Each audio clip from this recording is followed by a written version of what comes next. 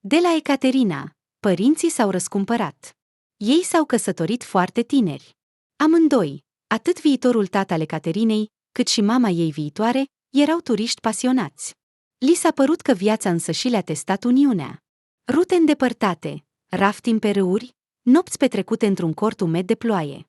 Cei care mergeau în astfel de excursii știu că participanții simt, pentru o vreme, că sunt cei mai apropiați unii de alții, iar pe ceilalți îi percep ca pe străini. Pe acest impuls, Boris și Elena au alergat la oficiul de stare civilă. După un an s-a născut Ecaterina, dar tânăra familie nu s-a lăsat copăleșită de viața de zi cu zi. Amândoi soții au descoperit abilități în afaceri, dar fiecare a mers pe calea lui. Boris a intrat într-o firmă de construcții, Elena în industria frumuseții. Când amândurora le îmbătrânea vârsta spre 40, s-au despărțit. Boris s-a căsătorit aproape imediat cu o femeie care era deja iubita lui de mult timp. Elena a decis să rămână liberă pentru o vreme. Ea călătorea prin lume. Acesta era hobby-ul ei. Descoperea țări și căuta cu răbdare varianta potrivită. Elena dorea să găsească un bărbat, așa cum spunea ea, bogat și fidel, cu care nu i-ar fi fost frică să întâlnească bătrânețea. Elena, care aproape nu trăia stabil, era mereu pe drum. Visa ca, cu timpul, viața nomadă să fie înlocuită cu stabilitatea. O casă mare și confortabilă, un soț iubitor, călători împreună de câteva ori pe an undeva la un resort, iar în restul timpului dorea să trăiască după gustul ei, fără a simți constrângeri financiare. Așadar, Ecaterina. Atenția părinților îi era întotdeauna oferită în mod minim. Tatăl și mama aveau afaceri, deplasări, muncă până la ultimul client. Ecaterina avea o bonă, grădiniță, școală, grupă de prelungire a zilei. Chiar și mama, cea mai apropiată persoană, nu avea timp să asculte noutățile Ecaterinei, să se bucure sau să se întristeze împreună cu fiica ei pentru micile ei victorii sau înfrângeri. Ecaterina s-a închis treptat în sine și nu mai împărtășea problemele ei cu cei de acasă, iar părinții credeau că o fiică foarte independentă, și asta, desigur, era bine. La vârsta ei, și noi evitam supravegherea, spunea Boris soției, aflând de la Ecaterina că aceasta pleacă cu prietenii turiști în Caucaz. Cu cât mai devreme se va descurca fata, cu atât mai bine. Și Ecaterina mergea în excursii. Genele sunt, totuși, o mare putere. A învățat să cânte la chitară, fără a rata niciun festival bardic, și uneori se gândea că orice prieten întâmplător știe despre ea mai mult decât părinții ei. Când tatăl și mama au decis să divorțeze, Ecaterina avea deja 19 ani, iar niciunul dintre părinți nu a dorit să o ia cu ei în noua viață. Ecaterina, până atunci, terminase școala și se înscrisese la facultatea de geologie. Îi plăcea foarte mult, dar nu a trecut examenul de admitere. Acasă, Ecaterina nu a spus nimic despre planurile ei, deși părinții, foarte probabil, i-ar fi dat bani pentru un loc la plată. Nu a spus, pentru că ei, ca întotdeauna, nu întrebau, nu le păsa. Ce examene de bacalaureat a ales Ecaterina și cum le-a susținut, unde a cumpărat rochia pentru balul de absolvire, toate acestea ajungeau la părinți doar ca ecouri. Tatăl și mama se întorceau acasă târziu, atât de obosiți încât Ecaterina se gândea uneori. Caracatițele care își beau victima sunt niște vegetarieni în comparație cu afacerea. Ecaterina a mers la colegiu, dar la specializarea de bijuterii. O atrăgeau pietrele, nu ai ce să faci. A învățat și nu se gândea că în curând viața ei va suferi schimbări. A fost chemată la o ședință de familie, care, în amintirea Ecaterinei, se aduna foarte rar, și întotdeauna în spatele ei se afla o situație cu adevărat extraordinară. Iată că acum vestea a venit ca un tunet din senin. Părinții au anunțat Ecaterinei că au decis să se despartă. Desigur, ca oameni cultivați, fără supărări, pretenții, Doamne ferește, scandaluri, așa se împarte o celulă biologică, din una se formează două, și fiecare începe să trăiască propria viață. Bine, a spus Ecaterina, examinându-și mâinile. Ea își tăia întotdeauna unghiile scurt. În excursii, cu unghiile lungi, lăcuite, nu era foarte comod. Voi vă despărțiți, e treaba voastră, dar eu unde mă duc? Eu sunt dată cuiva ca parte a bunurilor. Părinții s-au privit și Ecaterina, i s-a părut că ceva vinovat a trecut prin privirile lor. Ce să faci? A spus tatăl, îți cumpăr un apartament, unul foarte bun. Unul superb. S-a grăbit mama. În turn. Vrei să locuiești în turn? Numai că acolo, desigur, trebuie să faci o reamenajare și o renovare completă. Eu voi plăti. Tatăl a spus, iar eu îți voi pune o sumă în cont. Asta e mama, și îți voi da mașina mea. Oricum, Intenționez să cumpăr una nouă, ți-aș fi cumpărat și ție, dar prima mașină nu trebuie să fie scumpă. Până te obișnuiești să conduci, iar apoi vedem. Ecaterina a înțeles că a venit vremea să părăsească cuibul părintesc, dar părinții nu aveau timp să o pregătească pentru zbor, să o învețe treptat să zboare. O trimit în zborul ei independent cu un picior, iar mai departe, cum știi. Totuși, ce se plânge ea? Va avea apartament, mașină, bani. Majoritatea colegilor ei încep viața independentă fără un astfel de set. Numai că mereu îi așteaptă acasă. Dar pe Ecaterina, acum, se pare că nimeni nu o va aștepta nicăieri. Înțeleg, a spus Ecaterina. Unde este acest turn? Se pare că știa bine clădirea despre care se vorbea. Era pe strada centrală a orașului, pe arbatul local. 2 clădiri vechi cu 3 etaje se întâlneau sub un unghi, iar între ele se afla un turn, încununat cu un vârf argintiu. În una dintre clădirile cu 3 etaje erau apartamente obișnuite, iar în cealaltă se afla un cămin, mai bine zis, un fost cămin. Fabrica la care aparținea a încetat să existe cu 20 de ani în urmă, așa că clădirea se deteriora. De mult nu mai fusese făcută reparație în interior, iar în camerele mici, unde abia încăpeau câteva paturi, se înghesuiau oameni, predominant marginali. În turnul propriu-zis, la parter, era o casă a naturii. Cândva acolo era un trofeu de elan, iar mica Ecaterina îl examina cu curiozitate. Și acolo erau acvarii cu pești, țestoase, păsări în cuști, flori în ghivece, hamster și porcușori de Guinea. Cu alte cuvinte, un magazin de vis pentru copii. Părinții nu îi permiteau Ecaterinei să aibă animale de companie, așa că venea aici să se uite la animăluțe, pești și păsări, să-și hrănească sufletul. Deasupra magazinului erau apartamente exclusive, câte unul pe fiecare dintre cele 2 etaje. Iar sub acoperiș, sub vârful argintiu, se afla studioul unui cunoscut fotograf local. Ei bine, în turn, așa în turn. Ecaterina știa că reparația din apartamentul ei va fi făcută la cele mai înalte standarde. Aceasta era exact ceea ce făcea firma tatălui. Dar când Boris a întrebat fata dacă vrea să vină să vadă viitorul ei cămin acum, când acolo fusese rădărâmate toate pereții, Ecaterina doar a ridicat din numeri cu indiferență. Ei bine, poate că vor fi niște dorințe? Insista tatăl. Încă un gest de umeri. Mie nu-mi pasă. Te vom vizita des cu Marina. Ecaterina știa deja că așa o cheamă pe noua aleasa tatălui și nu era gelos pe ea. Marina era o fată obișnuită, cu câțiva ani mai mare decât Ecaterina, fără vrăviclenie ascunsă, fără răutate. O față drăguță, o minte nu prea strălucită. Dacă tatălui este bine cu ea, atunci, cum se spune, sfat și dragoste. Cu ce te vei ocupa vara aceasta? A întrebat tatăl. Aici Ecaterina s-a mirat. În trecut, astfel de întrebări nu îl preocupau. Poate că atunci când ești fericit, vrei să împărtășești fericirea ta și cu alții, devii bun, grijuliu. Am practică, a spus Ecaterina, la un atelier de bijuterii, iar apoi vedem. Poate că vrei să pleci undeva? Vorbește cu mama. Ea va organiza, iar eu îți voi da și mai mulți bani. Ecaterina a tăcut. Mama ar fi putut să o trimită într-un tur fără probleme. Altceva este că Ecaterina nu prea iubea astfel de călătorii. Cea mai apropiată prietenă, Iulia, cu care mergeau împreună în excursii, nu o înțelegea pe Ecaterina. Mi-ar plăcea ca cineva să-mi propună să merg în Turcia sau în Egipt, suspina ea. Atunci nu m-aș fi uitat nici la rucsac, nici la prosop. Noi suntem păsări libere, răspundea Ecaterina. Am văzut flori pe munte. Oh, grozav! Am început să ne uităm. Dar acești unchi și mătuși organizați, care au fost aduși cu autobuzul, au ieșit, s-au uitat la dreapta, s-au uitat la stânga, s-au urcat în autobuzul lor și au plecat. Plaja împrejmuită, teritoriul hotelului împrejmuit, distracție artificială sub formă de animatori. Să-i lase! Iulia agita mâna și spunea că Ecaterina va avea parte de o mare surpriză. Și s-a dovedit că avea dreptate.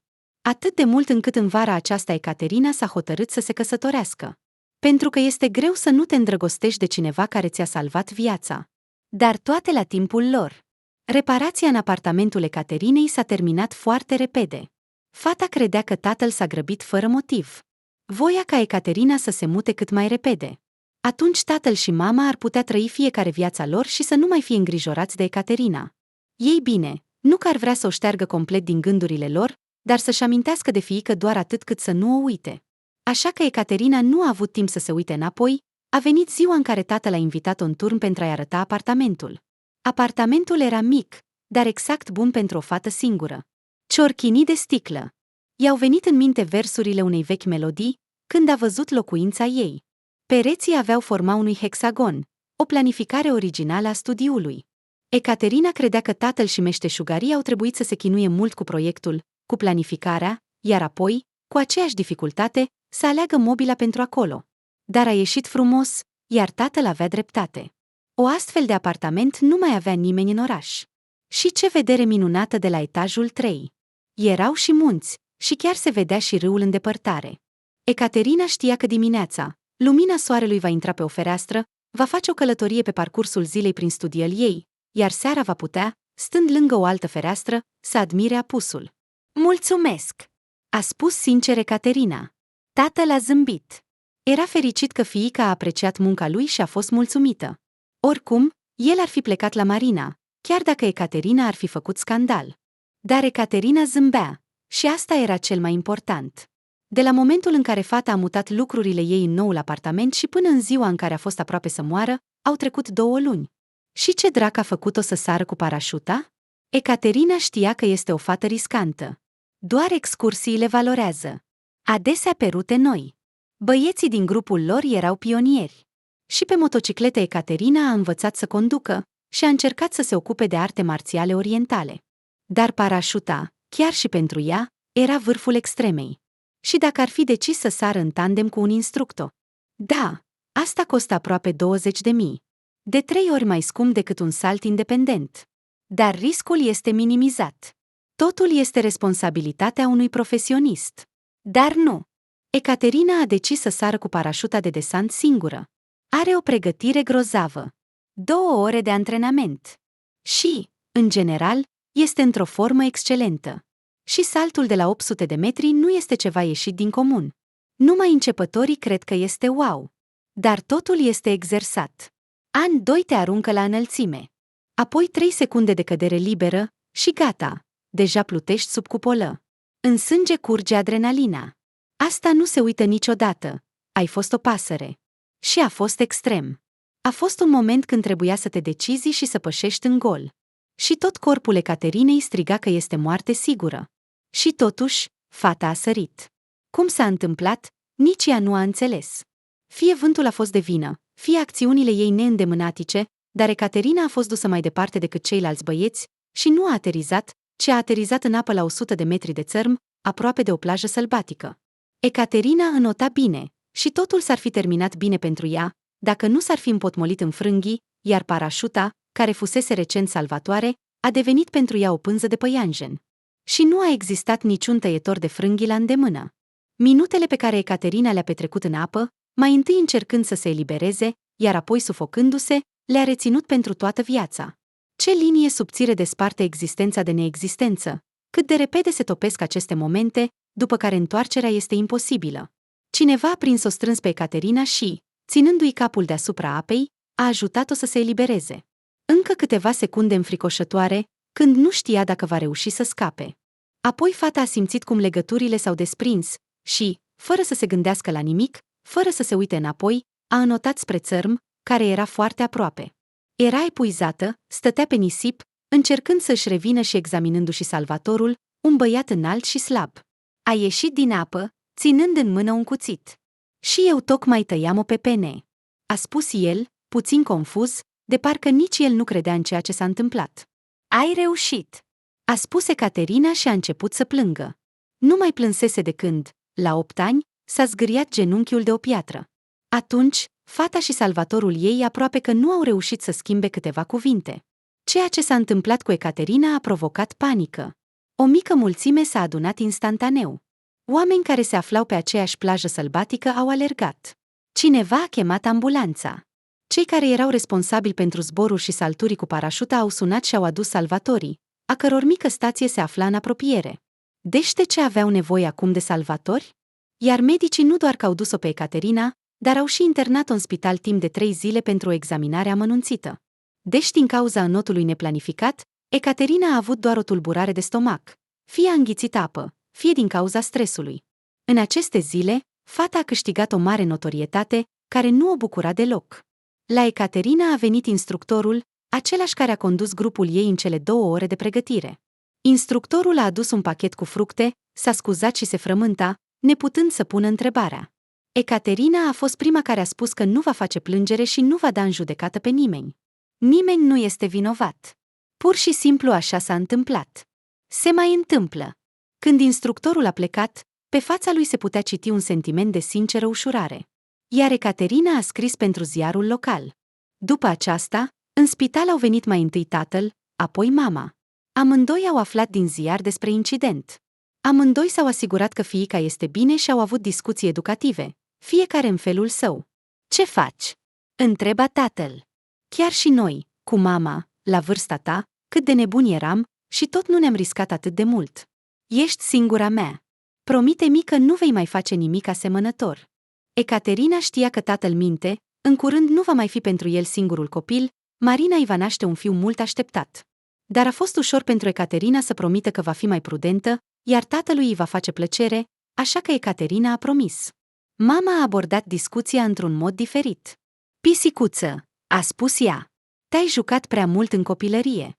La vârsta ta, deja trebuie să te gândești la haine, cosmetice și băieți. Oh, ce ai acolo?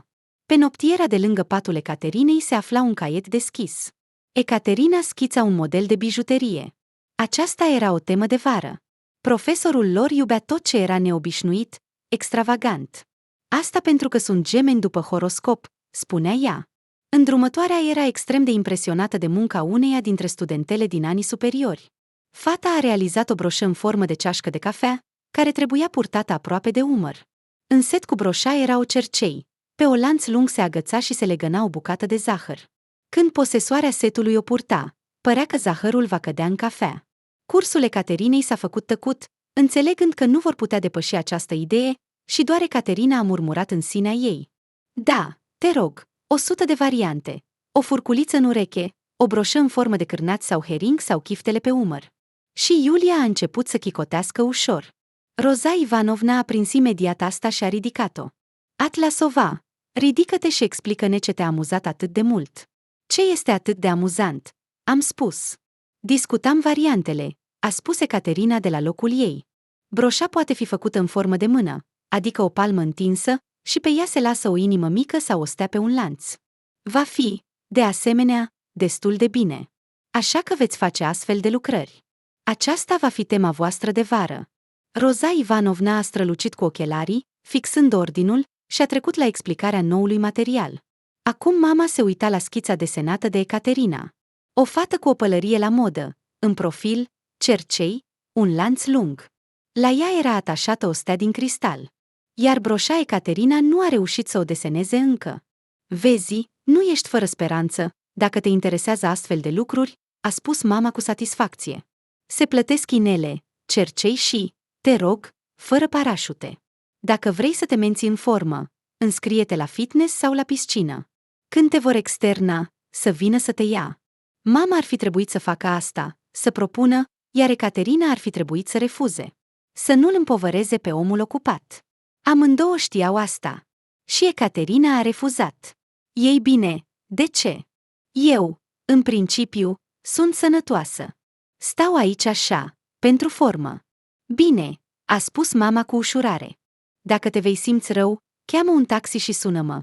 Te rog, nu mă uita. Cu siguranță, a răspuns Ecaterina cu un zâmbet social. Dar pe cine nu se aștepta deloc, era ultimul vizitator care a venit la ea în acea zi. Secția avea 6 paturi, dar erau ocupate doar 2. Când ușa s-a deschis puțin, iar o voce masculină necunoscută a întrebat: pot intra? Ecaterina a decis că, cu siguranță, nu este pentru ea, ci pentru vecina ei, o femeie de vârstă medie, care se afla cu un picior rupt. Și chiar și când tânărul cu un buchet de trandafiri albi a intrat în secție, Ecaterina nu l-a recunoscut. A trebuit să se prezinte. Eu sunt Egor, nu-ți amintești? Am fost împreună recent și am fost puțin la fund. Ecaterina a oftat ușor. I-a fost rușine. În primul rând, ar fi trebuit să-și amintească de salvatorul ei. Ieșind din spital, se gândea să-l caute, să-i mulțumească și, desigur, fața lui ar fi trebuit să se imprime în memoria ei, iar ea, o porcărie. Cum m-ai găsit? S-a mirat ea. Asta era pentru ea cea mai surprinzătoare. Egor a explicat că a găsi Ecaterina nu a fost greu. De asemenea, și pe el îl chinuiau jurnaliștii, căci el a fost cel care a ajutat nefericita parașutistă. Egor a încercat să îndrepte atenția reporterilor asupra Ecaterinei, dar i s-a spus că fata este în spital și nu o lasă să intre. Dar cum ai intrat tu? Simplu, mătușa mea este aici, sora asistentei. O infirmieră a adus o vază pentru flori, a pus buchetul în apă, a aranjat frumos trandafirii. Egor s-a așezat pe un taburet lângă pat, iar ei doi, Ecaterina și Egor, nici nu și-au dat seama cum au vorbit timp de o oră, până când în secție au început să aducă cina. Și cu ce te ocudi în viață? Ecaterina și-a dat seama că nu i-a pus tânărului această întrebare. Dar Egor deja stătea în ușă. Eu sunt stăpânul umbrelor, a spus el, de parcă ar fi glumit, dar, văzând că fata vrea să știe mai multe, a adăugat. Îți voi spune mâine. Ecaterina s-a întristat de acest răspuns. Dimpotrivă, s-a bucurat. Asta înseamnă că Egor va veni la ea și a doua zi.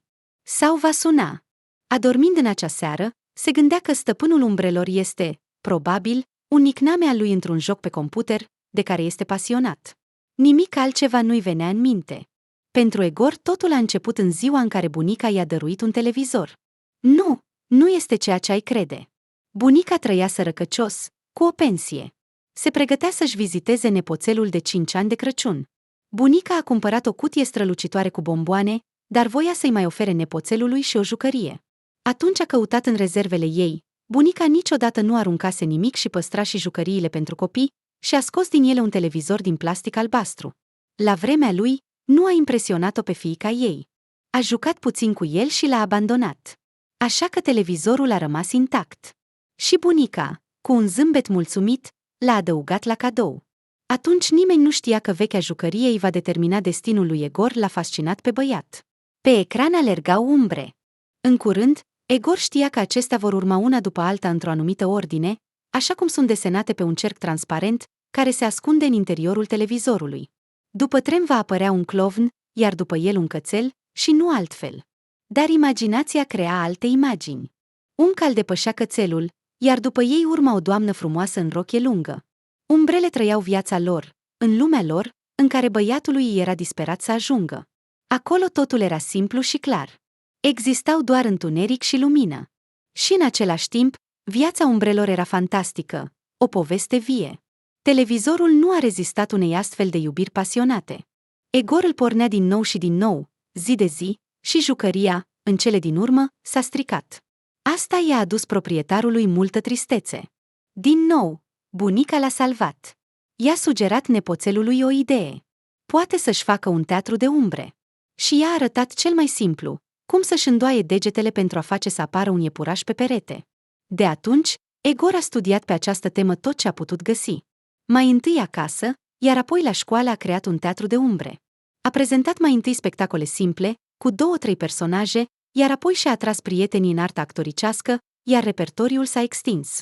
Fără Egor și numerele lui, niciun concert școlar nu se desfășura. Deși existau cei care priveau pasiunea lui ca pe un joc. Acești oameni spuneau că, crescând, Egor cu siguranță va depăși acest hobby. Așa că nu era timpul să privească lumea cu mai multă seriozitate? Viața a arătat că acești binevoitori s-au înșelat. După ce a terminat școala, Egor s-a înscris la Institutul de Teatru la specializarea artă actoricească. Dorea să devină artist de teatru de păpuși și a devenit. Ar fi putut construi o carieră bună, i s-a oferit de câteva ori locuri invidiate, dar Egor s-a întors în orașul său natal și s-a dus direct la directorul Palatului Culturii. Ca urmare, în palat a apărut propriul său teatru mic.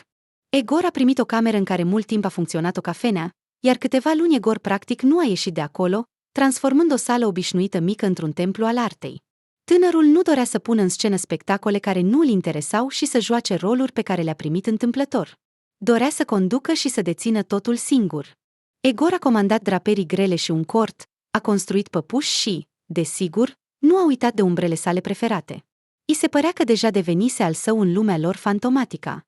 Primul spectacol Zână l-a pus în scenă de anul nou. Până atunci, Egor a adunat copii în studiul de teatru, iar printre ei erau câțiva foarte talentați.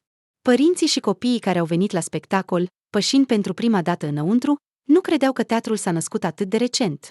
Cu câteva luni în urmă, aici se sărbătoreau zile de naștere și nunți. Iar acum atmosfera era chiar solemnă. Întuneric, Un cort greu purpuriu cu ciucuri aurii, rânduri de scaune și, cel mai important, un miros oarecum inefabil. Machiaj, pudră, dar această aromă delicată era o taină în sine. În templu miroase a tămâie, iar aici, lemn vechi, catifea prăfuită, spray pentru păr. Dar vocile se stingeau, încântate de prezența poveștii. Iată-o, aproape, o desparte doar cortul. Dar acum va răsuna muzica, iar povestea va spune primul său cuvânt. După primele spectacole, orașenii au apreciat teatrul de păpuși, iar acum încercau să cumpere bilete cu anticipație, altfel s-ar putea să nu mai fie locuri în sala de spectacol. Și de câteva ori pe an, Egor și studenții să-i prezentau spectacole pentru adulți, în care personajele principale erau umbre. Ce fel de magie este asta? A spus ultima dată una dintre spectatoare. Când se joacă o piesă obișnuită, eu îi recunosc pe toți eroii. Știu că aceasta este Masha, iar acesta este Vasia. Ei sunt doar machiați și îmbrăcați în costume. Dar ceea ce faceți voi, băieți, este o magie aparte. Viața teatrală l-a făcut pe Egor o adevărată bufniță. Se trezea târziu, după amiaza apărea la repetiții, iar seara erau adesea spectacole. Apoi, Egor sau stătea cu prietenii săi studenți, sau în mica sa cameră, pe care o transformase de mult în atelier.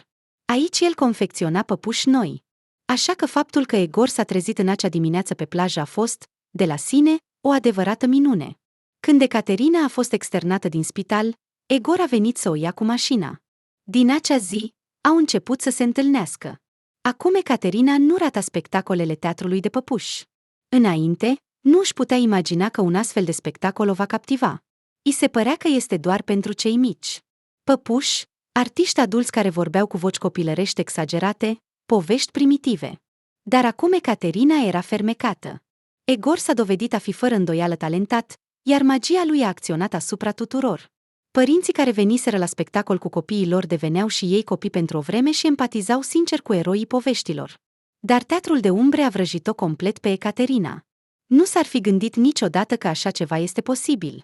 Efecte atât de uimitoare, pe care doar cinematograful le poate realiza, erau obținute aici prin jocul luminii și întunericului, prin plasticitatea actorilor, gesturile lor expresive și atenția la fiecare detaliu. Decorurile se schimbau instantaneu, oamenii se transformau în animale și apoi deveneau din nou oameni. Viteza amețitoare a schimbărilor, supuse narațiunii, totul crea o senzație de nerealitate. Știi, deja îmi visezi poveștile noaptea, i-a mărturisit Ecaterina lui Egor. Visez că trăiesc nu în lumea mea, ci în acea lume din oglindă. Aștepta ca Egor să fie mulțumit. Dar el i-a spus cu o seriozitate și sinceritate deplină. Eu trăiesc în această lume în fiecare noapte. Ecaterina nu voia să iasă din teatru în viața reală. Abia ce în jur erau catifea, aur, lumini, iar acum se întorcea la zilele gri. Zăpada topită, vântul pătrunzător, contururile cunoscute ale casei. Odată, a văzut la intrare un bătrân care se sprijinea greu de un baston.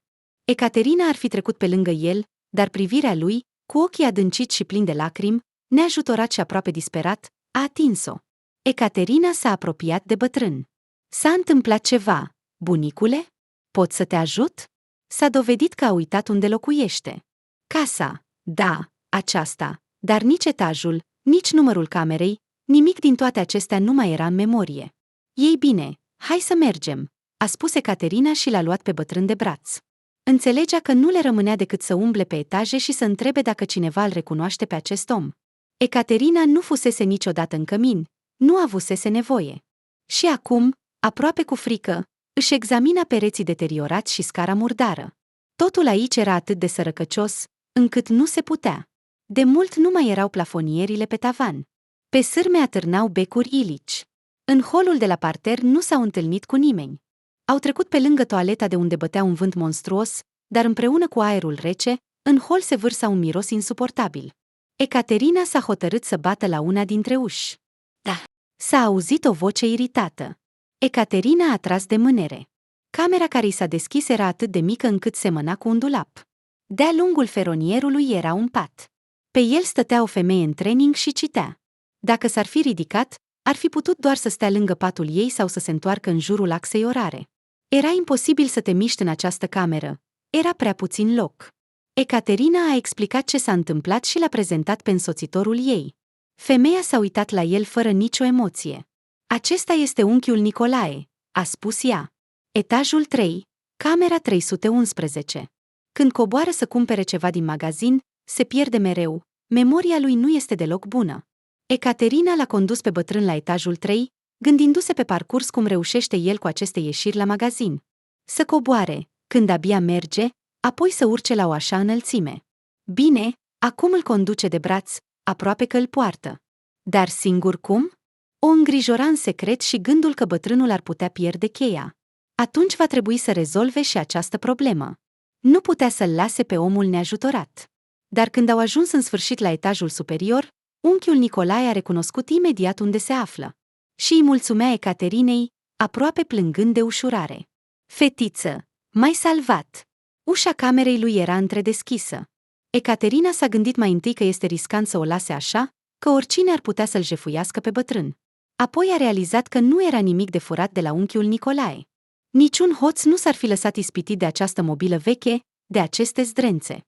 Camera bătrânului era la fel de mică ca și cea a femeii, iar pe pat stătea un bărbat de vârstă nedefinită. Fața lui era de un albastru cenușu, ca a unui alcoolic înrăit. Ei bine, unchiule Nicolae, ai adus? De ce ai întârziat atât? Ecaterina nu apucase să deschidă gura, că bătrânul s-a animat și mai mult, a dat din cap și a scos din pungă o sticlă de băutură. Aceasta era viața lor, iar Ecaterina părea că nu avea ce căuta acolo. A înghițit cuvintele pe care voia să le spună și a plecat. După câteva minute era deja acasă. Ecaterina își examina apartamentul cu renovare de designer și acum îi se părea un palat. Nu-i venea să creadă că, la câțiva pași, se află o lume complet diferită, care trăiește după legile sale. Când i-a venit în minte cum a avut grijă de bătrân, Ecaterina nu și-a amintit întâmplător. Când Egor a venit prima dată în vizită la ea, apartamentul ei l-a impresionat foarte mult. Feronierul pe toate laturile forma neobișnuita camerelor. Baia, de exemplu, era triunghiulară și doar conștientizarea că se află într-un turn. Ești ca o prințesă aici, a spus Egor în primăvară, au depus cererea la oficiul stării civile, iar Ecaterina deja își căuta rochii de o frumusețe de poveste, expuse în vitrinele saloanelor. Nu că ar fi vrut o nuntă grandioasă, deși părinții cu siguranță i-ar fi dat bani. Pur și simplu, Egor o convinsese. Nu trebuie să facem din această zi ceva complet obișnuit. Nu voia să se limiteze doar la a merge la oficiul stării civile, să se căsătorească și să plece. Voia să o vadă pe Ecaterina în rochia de prințesă. Voia să marcheze acest eveniment în teatru, unde să se adune cei mai apropiați oameni pentru el, colegii săi de idei. Au ajuns la un compromis. Tinerii vor rezerva o masă la restaurant și vor sta acolo cu părinții Ecaterinei, care cu siguranță nu ar fi fost încântați de compania păpușarilor. Mai erau doar 3 săptămâni până la nuntă și se aflau în dilema între 2 restaurante, neștiind care să-l aleagă. Ecaterina a venit să-l ia pe Egor seara, când repetiția din teatru se termina. În timp ce Egor se schimba, Ecaterina a rămas să aștepte în sala de spectacol. După câteva minute, unul dintre studenți s-a apropiat de ea. Ecaterina știa doar că îl cheamă Mihail și că în povestea despre Buratino a jucat rolul lui Carabas Barabas. Ei bine, în curând vei fi o doamnă măritată? A întrebat Mihail atât de lejer, de parcă continua o conversație întreruptă. Totuși, toți studenții se înțelegeau ușor cu oricine. Ecaterina a dat din cap. Se obișnuia cu gândul că prietenii lui Egor trebuie să fie și prietenii ei. Din partea ei, Ecaterina se obișnuise cu camaraderia de tabără și spera că nu-i va fi greu să se integreze în această companie. Și știi că Egor a pus ochii pe apartamentul tău? Ce? Nu a înțeles Ecaterina. Lui îi trebuie doar apartamentul tău, a precizat Mihail. El trăiește într-o ruină și a spus de mai multe ori că se va căsători doar cu fata care este pe cai mari. Adică, care are apartament, mașină și tot ce trebuie. Ești un prieten bun, a spus Ecaterina cu simț. De încredere. Pe tine te poți baza. Nu mă vei trăda, nu mă vei pune în situații jenante. Mihail a ridicat din numeri. Vrei să verifici? Dar, desigur, nu e treaba mea. Nu, dar ce? Oamenii se căsătoresc și din motive materiale. Chiar se întâmplă adesea. Se încheie contracte matrimoniale, de asemenea. Suntem toți oameni maturi, așa că, cum se spune, sfatul vostru și dragoste. Mihail a dat din cap și s-a îndepărtat, iar Ecaterina a continuat să stea. Nu că ar fi crezut fără intare prietenul lui Egor, dar ceva s-a schimbat pentru ea, acest lucru nu putea să nu-l recunoască. Poate că nu era o lingură de gudron în butoiul de miere, ci doar o picătură din acest gudron, dar dacă ajunge pe limbă, doar gustul ei îl simți. Era o seară minunată de primăvară. De la Palatul Culturii până pe strada Pușkin, 10 minute de mers pe jos. Și tinerii nu s-au gândit să meargă cu mașina. Au mers pe jos. Egor, ca de obicei, a luat-o pe Ecaterina de mână, dar de data aceasta degetele ei erau cumva slabe și nepăsătoare. Apoi Ecaterina a retras ușor mâna. Fata nu se aștepta să aibă curajul să verifice. Totul era ieftin, totul era vulgar, și Ecaterina și-a spus că nu va mai face niciodată așa ceva. Dacă Egor va trece testul, nu va mai crede niciodată în zvonurile nimănui. Dar mă tem că vom avea probleme cu locuința, a spus ea. Egor nu a răspuns, dar Ecaterina a văzut cu colțul ochiului că s-a întors spre ea și așteaptă explicații. Apartamentul în care locuiesc este apartamentul tatălui meu. Inițial, el l-a renovat și a vrut să-l vândă. Dar cât timp am fost singură, l-am rugat foarte mult. În esență, mi-a permis să locuiesc acolo, fără să mă grăbească. Dar acum, mă tem că va spune că soțul trebuie să mă asigure un acoperiș deasupra capului. Ecaterina mergea și examina cu atenție asfaltul de sub picioare, fiecare crăpătură. Obrazii ei erau înflăcărați, iar să-și ridice privirea spre Egor nu îndrăznea. Iar el tăcea. M-am temut să-ți spun. A început în cele din urmă Egor. Ecaterina s-a oprit. Într-un moment, s-a temut că Mihail ar putea avea dreptate. Se pare că va trebui să plec de aici. S-a corectat. Va trebui să plecăm. Acum Ecaterina a uitat totul și și-a deschis ochii larg. Mi-a rămas o casă pe care am moștenit-o. Mihail mergea mai încet. Se părea că voia să-i spună Ecaterinei toată această poveste înainte de a ajunge la intrarea ei. Cândva a aparținut străbunicii mele. Cu alte cuvinte, a fost construită înainte de Revoluție. În ultimii ani, a locuit acolo bunica mea. Acum a trecut în moștenire la mine. Unde este această casă? Ce este atât de bună? Vrei să plecăm din oraș? Întrebările apăreau una după alta. Oricum, Ecaterina nu se aștepta la așa ceva. Egor s-a gândit cum să-i explice mai bine. Casa, înțelegi, când bunica locuia acolo, puteai să vii, să te oprești. Dar acum stă goală. Și trebuie să văd câtă putere va fi necesară pentru a o aduce în stare bună. Nu este departe de aici. 2 stații cu trenul electric. De fapt, este un suburbie. Dar în acea zonă există un mic hotel. Așa că mai bine să ne oprim acolo, probabil, să vedem cum stau lucrurile și apoi să decidem. Nu sunt multe terenuri în jurul casei. O grădină mică și aceea neîngrijită. Bunica avea acolo o găinărie și cuști cu iepuri. Chiar vrei să te ocupi de toate acestea? Nu credea Ecaterina. Dar teatrul? Nu poți merge prea mult. Știa. Dacă îi va spune doar un singur cuvânt, planurile lui se vor schimba. Amândoi vor rămâne în oraș. Ecaterina deschisese gura să recunoască că este o glumă. Dar Egor a fost mai rapid. Înțelegi, nu pot renunța la această moștenire. Este legată de un secret de familie. Acum Ecaterina și-a ațintit urechile. Era posibil ca în zilele noastre, nici în cărți, nici în teatru și nici în filme să existe ceva misterios. Când mergea în drumeții, băieții povesteau tot felul de povești, dar cine le credea cu adevărat? Cândva, la începutul secolului trecut, a continuat Egor, străbunicul meu a ascuns undeva în casă. A început războiul civil, iar el a vrut să-l protejeze. Ce este? Aici amintirile diferă. Mama spunea că ar fi fost monede de aur, cusute în brâul bărbaților, iar bunica vorbea despre bijuterii sau podoabe. Dar în una se înțelegeau că comoara există cu siguranță, că este ascunsă în casă sau în apropierea ei.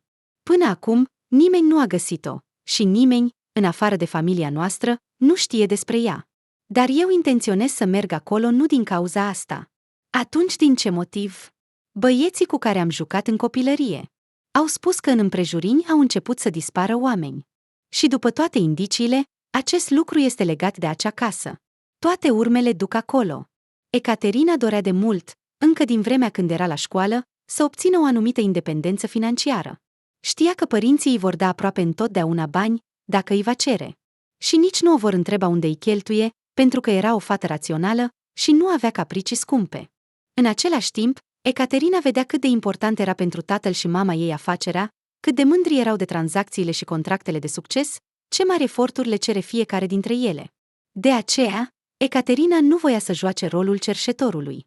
Dimpotrivă, visa să se ridice cât mai repede pe picioare. După ce a terminat clasa a 11-a, voia chiar să lucreze ca chelneriță într-un cafe, dar atunci mama s-a opus. Pisicuță, ai ultima vară liberă. Nu vreau să o irosești pentru câțiva bănuți. Ecaterina a cedat, deși cuvintele mamei despre câțiva bănuți i s-au părut jignitoare. Dar băieții din clubul de turism Rump se pregăteau să meargă în Altai în acea vară. Și Iulia, de asemenea. Așa că Ecaterina nu a vrut să se opună și a mers cu ei, de care nu a regretat niciodată. Munții Altai au rămas în memorie pentru totdeauna. Când Ecaterina a intrat la colegiu, a devenit mai ușor să lucreze. A învățat rapid abilitățile necesare. Avea mâini de aur. Ecaterina putea să ajute prietenele dacă se strica un închizător la broșă, sau un cârlig la cercei, sau cădea o piatră din prindere. Și făcea și bijuterii. La comenzi, pur și simplu pentru plăcere, își expunea lucrările la târgul meșteșugarilor, iar aceste bijuterii se vindeau repede. Iată că acum Ecaterina avea câteva comenzi. Nu a dezamăgit niciodată pe nimeni. De aceea, a cerut lui Egor câteva zile pentru a termina totul. Ecaterina s-a mirat în sinea ei. Cu ce bucurie i-a dat această amânare, de parcă în adâncul sufletului său nu voia deloc să plece. Dar după o săptămână, dimineața de vreme, totuși s-a urcat în trenul electric. Ecaterina se uita curioasă pe fereastră. Ea, care a călătorit prin jumătate din țară, nu mai fusese în aceste locuri. Ecaterina știa că merg în un mic oraș, aproape fuzionat cu orașul lor, devenit periferie. La început a fost entuziasmată, văzând prin feronier păduri de pini, strălucirea Volgăii în depărtare, simțind vântul cald care se vărsa prin feronierul deschis, dar pe măsură ce mergeau mai departe, peisajul a început să-i placă din ce în ce mai puțin. Au apărut case de vacanță, dar nu acelea îngrijite, bine întreținute, pe care proprietarii le îngrijesc cu dragoste și unde poți să te odihnești bine. Nu, case vechi, din anii probabil 60-70. Grădini neîngrijite. Acolo și aici apăreau inscripții pe plăcuțe, realizate mare, pentru a fi vizibile de la distanță. De vânzare. Și din nou. De vânzare. Sună. Ciudat. S-a mirat Ecaterina. Locurile par bune, pădure și râu aproape de oraș, trenurile electrice circulă. Teoretic, prețurile la terenuri ar trebui să explodeze, dar de fapt, spre surprinderea ei, Egor a tăcut. Casele de vacanță au fost înlocuite de case de locuit, dar nici aici lucrurile nu stăteau mai bine.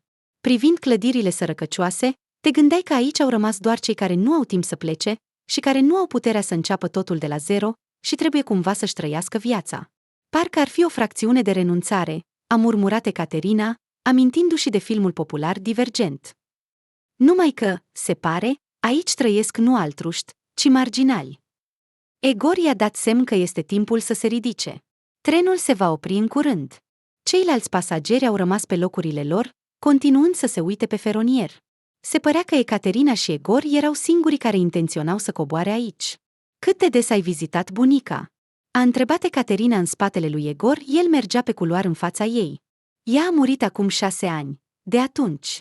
Deci, ai început să-ți amintești de moștenire prea târziu. Acasă, abia acum s-a ridicat această discuție. Se zice că trebuie să vând terenul împreună cu casa, altfel, mai devreme sau mai târziu, voi fi amendat pentru că am lăsat totul în paragină. Mi se pare că pe acest fundal nimeni nu va observa că totul este în paragină. Aici toți sunt așa. Ai vedea cum era aici înainte. Chiar și eu am venit cu plăcere să plantez cartofi. Primăvara, totul înflorea. La fiecare pas înflorea păducelul. Și casele, îmi amintesc, erau curate, albe. Vrei să spui că s-a întâmplat ceva aici? Ceva după care totul s-a schimbat? Ecaterina a scăzut involuntar vocea. În acel moment, trenul electric s-a oprit, ușile s-au deschis, Egor a sărit primul pe peron și i-a întins Ecaterinei mâna. Nu, a spus el după un minut, ajustându-și rucsacul pe umăr. Niciun fel de catastrofe naturale. Pur și simplu ca peste tot. Tinerii pleacă, bătrânii rămân. În fiecare an, aici se închide ceva. Școala, magazinul, grădinița. Nu m-aș mira dacă acest loc va fi recunoscut ca fiind fără perspective și în cele din urmă nu va mai rămâne nimeni aici. Dar ai vorbit despre un castel. Aceasta este ultima atracție pentru turiști. O casă veche, asemănătoare cu un castel. A fost construită încă în secolul al XIX-lea. Acolo a locuit o familie de nobii. Se pare că nu au mai rămas urmași. Ei bine, așa este. Această familie nu s-a distins prin nimic special. Pur și simplu oameni înstăriți, cu sânge nobil. După Revoluție, cineva dintre ei a plecat în străinătate, pe cineva l-au exilat, iar apoi urmele s-au pierdut. În castel acum este un muzeu de istorie locală. Când am fost ultima dată, acolo lucra o singură femeie. Cum se spune, servitoare pentru tot. Ea era și îngrijitoare, și ghid, și femeie de serviciu. Desigur, pentru restaurare trebuie investite sume considerabile, dar mă îndoiesc că cineva va face asta în curând. Cel mai probabil, castelul va ajunge să se dărâme, va fi scos din evidență, nu va mai fi patrimoniu cultural, iar apoi va fi vândut celui care îl va dărâma sau îl va restaura pentru hotel. Să mergem acolo. Se părea că întregul acest oraș putea fi străbătut pe jos în mai puțin de o oră. Nu este de mirare că tinerii plecau de aici. Dacă aceeași imagine te deranjează în fiecare zi, mai devreme sau mai târziu te vei sătura. Și totuși, când Egor a adus-o pe Ecaterina în centru, ea a recunoscut că acest loc arăta mai bine decât periferia. Aici casele de 2 etaje stăteau înghesuite una lângă alta. În principal vechi, dar din când în când erau întrerupte de cutii de cărămidă, evident construite nu cu mult timp în urmă. Se simțea că nimeni nu se ocupa de restaurare. Tencuiala era decolorată, feronierul din lemn era crăpat, iar pe aici pe colo feronierul fusese înlocuit cu plastic, iar această neconcordanță a vremurilor se observa imediat. Dar ce nu se poate nega, aproape pe toate casele vechi erau plăci memoriale. Una anunța că aici a funcționat cândva magazinul Singer. În altă casă a locuit un negustor. Lângă se afla magazinul său. Aici, o vreme, a închiriat o cameră revoluționarul, acolo a fost prima bibliotecă. Iar orașul acesta are o istorie. Ecaterina încerca să citească inscripția de pe fiecare placă. Ești sigur că hotelul nu s-a închis? Sunt sigur. Am sunat acolo. Hotelul era, de asemenea, de 2 etaje, dar construit, așa cum anunța o altă inscripție, în mijlocul anilor 50. În hol era liniște, iar o femeie de vârstă medie, confortabil așezată într-un colț cu tricotajul, nu semăna deloc cu un administrator. Judecând după tot, nu era o mare afluență de oaspeți. Era bine dacă cineva închiria 1 sau 2 camere. Ecaterina s-a gândit că hotelul, probabil, se va închide și el în curând. Era puțin probabil să aducă vreo profit. Dar femeia își amintea de apelul lui Egor, îi aștepta, pentru că s-a ridicat imediat să-i întâmpine cu un zâmbet. Permiteți-mi să vă cazezi într-o cameră de 5 locuri, a propus ea. Și, observând uimirea de pe fețele tinerilor, a explicat. Camerele de 2 locuri sunt mici, înguste, ca niște cutii, și feronierul dă în curte. Desigur, puteți lua un apartament, este mai spațios și cu baie proprie, dar acum avem doar apă rece. Așa că nu are sens. Iar camera de 5 locuri este mare. De fapt, sunt 2 camere, conectate printr-un arc. Acolo este un balcon propriu, și de pe el se deschide o priveliște frumoasă. Nu vă temeți, nu voi adăuga pe nimeni la voi. Egor și Ecaterina s-au privit, iar un minut mai târziu Egor a dat din cap. Femeia le-a cerut datele pașaportului și a scris mult timp în caietul său cu linii. Nu avea nici computer. După aceea, în sfârșit, le-a fost dat cheia, la care era atașat un pătrat de carton, pe care cu cerneală albastră era scris numărul camerei. Da, a spus Egor, când el și Ecaterina urcau pe scări. Simt că atunci când voi veni aici data viitoare, nu voi mai avea unde să mă opresc. Hotelul acesta nu va rezista mult. Ai prieteni. Care este problema? Te vei caza la ei. În casa bunicii nu se poate locui deloc. În curând îl vei vedea și tu. Dar mai întâi să mergem să mâncăm ceva. Apoi nu ne va mai fi timp. Camera s-a dovedit a fi cea mai simplă. Pereții, vopsiți cu vopsea pe bază de ulei, paturile cu spătare din lemn, moștenire din epoca sovietică. Din confort, un chiuvetă în colț. Ei bine, tinerii nu au stat mult aici. Cu ușurare și-au lăsat lucrurile, s-au spălat de drum și au plecat ușor, luând cu ei portofelul și aparatul foto. Egor nu își amintea dacă există o cantină sau un cafea aici, așa că amândoi s-au bucurat când au văzut o patiserie. Începând să se obișnuiască cu condițiile sărăcăcioase ale acestor locuri, Ecaterina s-a mirat. Deserturile vândute aici erau excelente. Un mouse delicat cu aromă de caise și o cafea tare i-au îmbunătățit semnificativ starea de spirit. Casa bunicii tale este departe? Da, totul este aproape. a spus Egor și Ecaterina i s-a părut că în vocea lui au răsunat note sumbre. Casa se afla într-adevăr în centrul orașului. Trebuia doar să treacă pe lângă un parc mic, unde pășteau capre, și au ieșit pe strada dorită, iar Egor a arătat. Iată casa străbunicului meu. Ei bine, înțelegi despre cine vorbesc? El a construit-o. Casa era mică, cu acoperiș de țiglă. La fel ca peste tot aici, pereții erau murdari, gardul era vechi. Egor a împins poarta, iar apoi, cu o singură mișcare a cheii, a deschis ușa. Sper că nu sunt valori aici? Ecaterina se uita în jur. Altfel, un hoț ar fi râs de astfel de lacăte. Un hol mic, care, se pare, servea și ca bucătărie, deoarece pe măsuța de lucru se afla o veche plită electrică, iar pe raft era o farfurie. Săraca bunică! A dus toată viața apă de la fântână. I-am propus să se mute la noi. Niciodată! De fiecare dată repeta că un copac vechi cu rădăcini nu se replantează. La stânga era camera stăpânei, iar drept înainte, ceva asemănător cu un living. Ceea ce a distrus-o complet pe Ecaterina a fost faptul că deasupra acestui loc s-a prăbușit acoperișul, iar pe podea, direct din scânduri, creștea un arțar tânăr. Da, a spus ea, încercând să găsească cuvinte pentru a nu-l jigni pe Egor.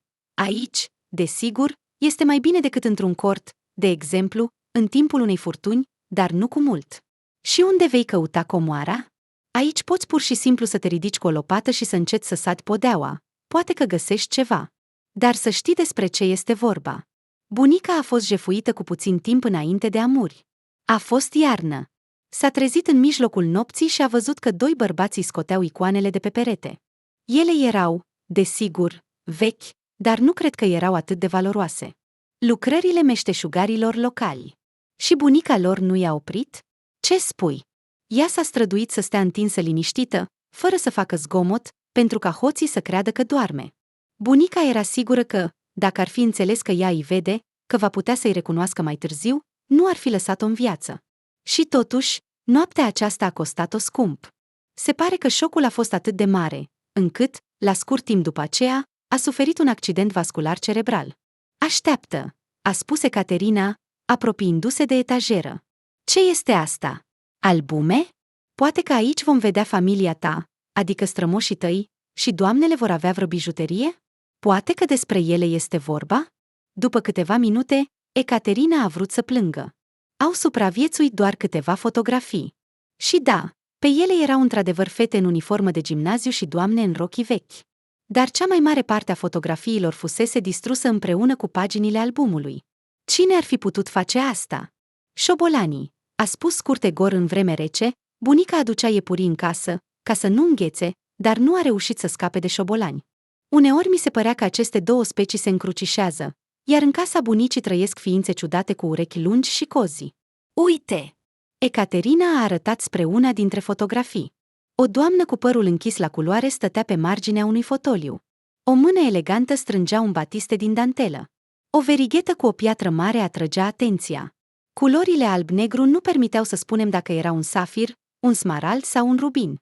Un lucru era clar, cu greu piatra putea fi o falsificare. Cine este aceasta? A întrebat Ecaterina. Egor s-a încruntat. Cu siguranță nu era bunica, și nu mă amintesc deloc de o astfel de fotografie. Nu am văzut-o niciodată înainte. A scos cu grijă cartea poștală. Era tare. Imaginea era pe carton. Pe verso, un desen complicat. Numele fotografului și data. Anul 1817. Ecaterina și Egor s-au privit. O asemenea vechime. Ciudat că a supraviețuit în acest haos. Nu se putea lăsa această fotografie aici. Poate că șobolanii iepuri își vor termina treaba noaptea. Ecaterina a pus cu grijă fotografia în geantă. Tinerii au petrecut încă câteva ore în casă, încercând să înțeleagă haosul care domnea acolo și să găsească cheia pentru a descifra misterul. Dar apoi au realizat că volumul sarcinilor depășește semnificativ puterile lor. Mă dor deja picioarele, a spus Ecaterina, așezându-se pe marginea patului. Uite, au folosit chiar și patul ca pe un depozit. Fata a ridicat marginea saltelei. La capul patului erau ascunse borcane cu conserve, pachete neîmpachetate cu lenjerie de pat, șosete calde și elegante, care, se vedea, nu fusese răpurtate niciodată. Ecaterina i s-a părut că Egor s-a simțit puțin jenat. Bunica era foarte bătrână și, înainte de sfârșit, nu mai gândea foarte clar. Și tot timpul își amintea de acea jaful. De aceea, ceea ce considera cel mai valoros, ascundea în patul ei. Credea că, dacă vin hoții, ei, ca și data trecută, nu o vor atinge pe cea care doarme și nu vor găsi nimic. Cred că ar trebui să încheiem pentru astăzi. Acum voi aduce apă de la fântână, ne vom spăla pe mâini. Continuăm mâine. Dar avem nevoie de un indiciu. Altfel, nu ne va rămâne altceva de făcut decât să descompunem casa piatră cu piatră. În această seară, prietenul meu va veni la hotel. Vom mai discuta și cu el. După câteva minute, Egor a adus o găleată cu apă. Tinerii s-au spălat în curte, stropindu-se reciproc din cană. Hai să mergem la castel, a propus Ecaterina. E prea târziu. Cred că muzeul este încă deschis. Mi s-a părut că ești prea obosită. Nu atât de obosită încât să stai în hotel. Oricum, nu avem ce face acolo. Chiar și internetul funcționează prost. Și cât de departe este? Ți-am spus că totul este aproape. Cu toate acestea, castelul se afla în afara orașului. Se afla pe o adevărată insulă, formată din două brațe ale râului. Primul lucru pe care l-au văzut tinerii când au ieșit la pod a fost turnurile joase, încununate cu creneluri, și porțile dintre ele. Ce surpriză! Se pare că cineva era serios pasionat de Evul Mediu. Ecaterina se uita în jur. Numai că, în loc de ziduri de apărare, erau niște clădiri. Poate că aici locuia servitorii. Uite, porțile sunt deschise, înseamnă că și muzeul este deschis. Castelul în sine, asemănător cu un palat, a impresionat-o pe Ecaterina și mai mult. A fost construit în stil gotic și semăna mai mult cu un palat, cu turnulețe ascuțite, arce înalte și capiteluri rafinate. Uite, ce este acel căsuță de lemn lângă râu? Cât de frumoasă! Aici a locuit cândva pădurarul. Dumnezeule! Un monument deasupra mormântului unui câine. Acum ne vom aștepta ca muzeul să se închidă. În cele din urmă, Ecaterina s-a lăsat dusă de la minunile de care abia se putea desprinde privirea. După o mică intare, Egor a deschis ușa principală. Nu au auzit pașii. Femeia care a ieșit în întâmpinarea lor purta papuci moi. Era o doamnă în vârstă, scundă, cu părul vopsit blond. Egor a recunoscut-o. Tatiana Iurievna. Nu am întârziat. Se putea vizita castelul singur sau luând un tur. Tinerii au preferat a doua opțiune. Și, urmând-o pe Tatiana Iurievna, au trecut din cameră în cameră, din sală în sală.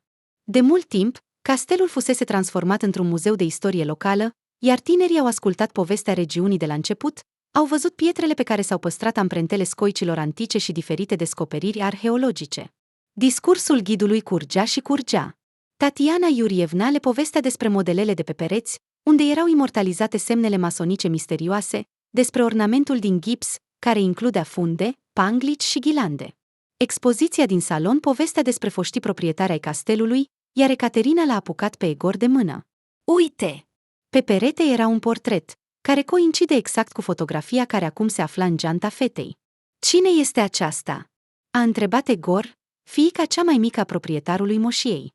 O chema Varvara și, din câte se știe, a murit în timpul războiului civil. Ce inel frumos are pe mână! A spus Ecaterina cu neglaijență. Oh, cu acest inel este legată o întreagă legendă. Tatiana Iurievna s-a bucurat că ascultătorii erau interesați. De obicei, cei care veneau aici pentru un tur se interesau doar de planificarea interioară a frumosului palat. Dar acum era evident că oaspeții aveau ochii aprinși. Aici avem documente, scrisori, jurnale. Stau pe vitrine, iar vizitatorii le aruncă doar o privire fugare. Dar eu le-am citit pe toate, și este captivant ca un roman. Știți ce piatră este în acest inel? Chiar și Ecaterina, care se pricepea bine la astfel de lucruri, a ridicat din umeri.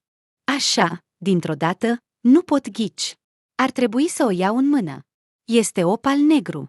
Astfel de pietre se extrag în Australia. Se consideră că piatra are proprietăți magice. Ce surpriză! Secolul al XIX-lea și o piatră australiană ajunge într-un oraș uitat. Îmi cer scuze, sunt bijutier? Voi fi, a întrerupt-o Ecaterina pe Egor, desigur, am citit despre proprietățile mistice ale pietrelor, întreagăt. Se spune că opalul negru aduce nenorociri și că este considerat piatra hoților, pentru că le abate privirea oamenilor, iar aceștia nu observă imediat furtul. Există o credință că opalele negre, mari și strălucitoare, pot invoca spirite rele, care apar pe pământ sub formă de umbre și îndeplinesc voința stăpânului. Iar această piatră, vezi cât de mare este? Tatiana Iurievna s-a gândit. Mă îndoiesc că proprietarii castelului erau interesați de magia neagră. Cel mai probabil, Varvara Pavlovna purta inelul cu opal pur și simplu pentru că era o bijuterie frumoasă și neobișnuită. Dar de unde a apărut la ea? A întrebat Ecaterina. Judecând după scrisori, inelul i-a fost dăruit de logodnic. Era, cum se spune, un inel de logodnă, iar înainte de a-l purta pe deget ca pe un inel de căsătorie, nu a mai apucat. După cum vezi, inelul cu opal negru nu i-a adus fericire. Pe drumul spre hotel, ei au discutat. Pariez că Tatiana Iurievna nu știe nimic altceva despre acest inel, altfel ar fi spus. Și de aceea ai decis să nu-i arăți fotografia noastră? Poate că asta ar fi adus moștenirea? Cum a putut această fotografie să ajungă în casa strămoșilor tăi? Poate că străbunica ta a fost prietenă cu această doamnă? O persoană atât de distinsă cu o fată săracă. Nu mă face să râd. Cel mai probabil, castelul a fost pur și simplu jefuit, iar lucrurile din el s-au răspândit în multe case. Dar putea fi întrebată. Numai că, când au mai rămas doar câțiva pași până la hotel, tinerii și-au amintit că nu au nimic de mâncat pentru cină. Au intrat în cel mai apropiat magazin alimentar, au cumpărat pâine, brânză și cârnați pentru sandvișuri, câteva cutii de suc. Dar nu apucase Ecaterina să pună masa pe noptieră pentru cina improvizată, că a apărut oaspeții pe care îi aștepta Egor chiar în prima minută, când băieții s-au salutat și Egor i-a prezentat-o prietenului său. Ecaterina a observat că Victor era evident îngrijorat. A pus pe noptieră o sticlă de coniac, i-a dat fetei o cutie de bomboane, dar era evident că nu mai avea răbdare să treacă la discuția pentru care venise. Și imediat ce a fost ridicat primul toast, pentru întâlnire, Victor a întrebat. Pe ce termen ați venit și ce intenționați să faceți? Casa veche, din câte înțeleg, nu poate fi restaurată? Egor se încrunta, gândindu-se. Mai simplu ar fi să o dărâmăm și să construim una nouă în acest loc. Sau să vindem terenul. Ei bine, în orice caz, trebuie mai întâi să scoatem totul de acolo. Nu pot să chem imediat muncitorii și mașina. Trebuie să sortez totul, să las ceea ce are o anumită valoare. Nu mă refer la vânzare, ci pur și simplu ca amintire pentru familia noastră. Ecaterina a găsit astăzi acolo. Așteaptă, a întrerupt fata. Victor, înțeleg că această casă este asociată în viziunea ta cu ceva sumbru, cu niște mistere? Victor și-a ridicat privirea spre prieten. Se părea că nu dorea ca fata să fie prezentă la această discuție. O temă prea sumbră, dar apoi s-a hotărât. 8 persoane, a spus Victor. Ce? În ultimul an, în orășelul nostru, unde întotdeauna a fost liniște și pace, au dispărut 8 persoane. Tânărul a scos din buzunar o hartă, a desfășurat-o pe genunchi, a netezit hârtia mototolită cu palma. Uite, vezi, am tras un cerc cu roșu acolo unde au fost văzuți ultima dată. Și casa ta se află exact în centrul acestui cerc. Nu se poate, a intervenit Ecaterina. Noi locuim nu departe. Orașele noastre sunt sateliți. O astfel de veste ar fi apărut cu siguranță pe internet. Jurnaliștii ar fi venit aici. Victor a ridicat din umeri și a spus sec. Nu știu de ce nu a devenit o senzație. Nu este treaba mea, dar pot numi numele acestor oameni, adresele lor. Aici, în mare parte, ne cunoaștem unii pe alții. Oamenii dispăreau de diferite vârste, dar în principal tineri, inclusiv copii. Anunțurile despre dispariție erau lipite pe fiecare stâlp, la fiecare stație, și nimeni nu a fost găsit. Iar casa ta? Toată lumea știa că stă abandonată, că după ce bunica ta a murit, nimeni nu mai locuiește acolo. Și, cu toate acestea, uneori noaptea se vedea o lumină slabă în feronerie. Dar acolo de mult timp s-a oprit curentul electric. Odată m-am gândit că cineva dintre voi a venit. M-am apropiat. Am bătut. Nimeni nu mi-a deschis. Apoi a apărut o regularitate. Noaptea, lumina din fereastră se aprinde, iar a doua zi cineva dispare. Victor a prins privirea lui Egor, acea privire era ciudată, cu o nuanță de milă. Egor se abținea cu greu să nu spună. Prietene, probabil ai văzut prea multe filme de groază. Dacă nu mă crezi și nu vrei să te ocupi de toate acestea, atunci am o rugăminte. Dărâmă această casă până la temelie, descompune-o piatră cu piatră. Toată lumea îți va fi recunoscătoare. Aici mulți cred că nu este doar o casă. Un portal către iad? A întrebat Egor cu ironie. Bine, ne gândim. Nimeni dintre ei nu știa că, în spatele ușii camerei lor, nepotul administratorului hotelului asculta conversația. Pavlik venea adesea la bunica lui la lucru, iar acum se plimba prin coridoarele pustii când a auzit că se vorbește despre acea casă. Pavlik și prietenii lui voiau de mult să intre înăuntru și să petreacă noaptea acolo. Despre această casă circulau povești înfricoșătoare printre băieți. Acolo spiritele prind viață și se întâmplă lucruri despre care este frică să vorbești chiar și în lumina zilei. Pavlik a înțeles că proprietarii au venit să dărâme casa. Asta înseamnă că trebuie să se grăbească. A coborât repede pe scări, i-a strigat bunicii că se duce acasă, iar apoi s-a grăbit spre prieteni. Trebuia să intre în casă într-una dintre nopțile următoare, altfel va fi prea târziu.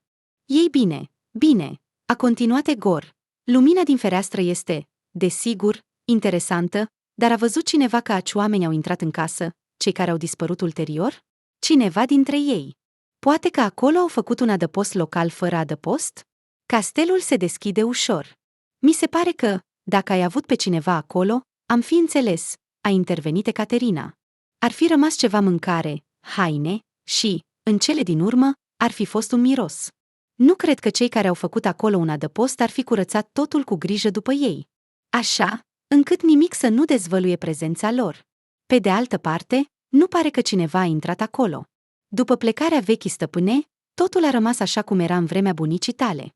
Dar Victor continua să-l privească pe Egor direct în ochi. Promite-mi că nu veți pleca de aici până nu rezolvați această problemă. Vindeți, dărâmați, faceți ce doriți, dar nu lăsați această casă din nou abandonată. Nu se poate lăsa așa. Se pare că casa își trage puterea, răpind oameni. Nu cumva ai devenit scriitor, în special povestitor? Victor s-ar fi putut supăra pe aceste cuvinte ale prietenului, dar a spus doar, tu vei pleca, iar eu voi rămâne aici să trăiesc. Nu vreau ca următoarea victimă să fie cineva dintre cei dragi mie. Când Victor a plecat, Egor a rotit degetul la tâmplă, dar Ecaterina nu împărtășea scepticismul lui. Oricum, vom căuta ceea ce este ascuns în casă, adică va trebui să stăm acolo mult timp. Și dacă cineva va veni acolo? Poate că cei care au aprins lumina. Poate că este într-adevăr periculos. Ecaterina, hai mâine, a cerut Egor. Nu știu cum ești tu, dar eu sunt obosit ca un câine. Te asigur că acolo nu poate fi nimeni mai înfricoșător decât nenorociții fără adăpost care au decis să petreacă noaptea sub acoperiș. Și cu ei ne vom descurca cumva. Egor a întins patul. A adormit aproape instantaneu, dar ultimul lucru pe care l-a văzut înainte de a pleca în tărâmul lui Morfeu a fost Ecaterina, cu nasul în telefonul mobil.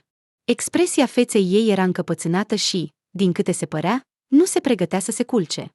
Egor s-a trezit când cerul începea să se albească la răsărit. L-a trezit un zgomot ușor.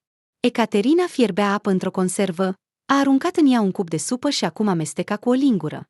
Mi-e foame, a spus ea cu un aer vinovat.